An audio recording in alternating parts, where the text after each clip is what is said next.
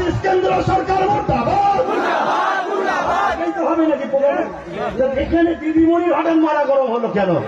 আমি অনেক চিন্তা করে দেখলাম, ও আইনের মধ্যে লেখা আছে 12 বছর কেউ যদি অকাত দখল করে রাখে মসজিদ, মাদ্রাসা, কবরস্থান, ঈদগাহ জায়গা, সেটা তার হয়ে যাবে। দিদি দেখছে এই আইনটা যদি চালু হয়ে যায়, অলরেডি আমি আমার চামচারা 75,000 বিঘে জায়গা দখল করে দিয়েছি বাংলায়। কত রেকর্ড হচ্ছে? রাজ্য সরকার 75,000 বিঘে জায়গা ওয়াকাবে, মসজিদ, মাদ্রাসা, কবরস্থান, মুসলমানদের বাপ দাদার দান করা সম্পদ, ইসলামের সম্পদ, 75,000 বিঘে জায়গা কম বেশি রাজ্য সরকার দখল করে রেখেছে। 13 বছর চলছে। 12 বছরের আইন যদি লাগু হয়ে যায়, সব সম্পদের মালিক রাজ্য সরকার দেবে।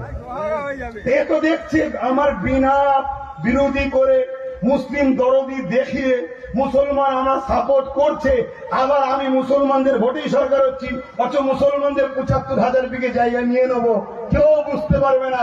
এ আইনের বিরুদ্ধে বলতে দেওয়া। দ্বিতীয় নম্বর এটাও হতে পারে, অনেকে বলছে যে উনি কি করবে, ওপর থেকে চাপ এসছে, যদি বাংলায় আন্দোলন হয় তাহলে সিবিআই ইডি পাঠিয়ে তোমাকেও ভাইপোকে তুলে আনবো।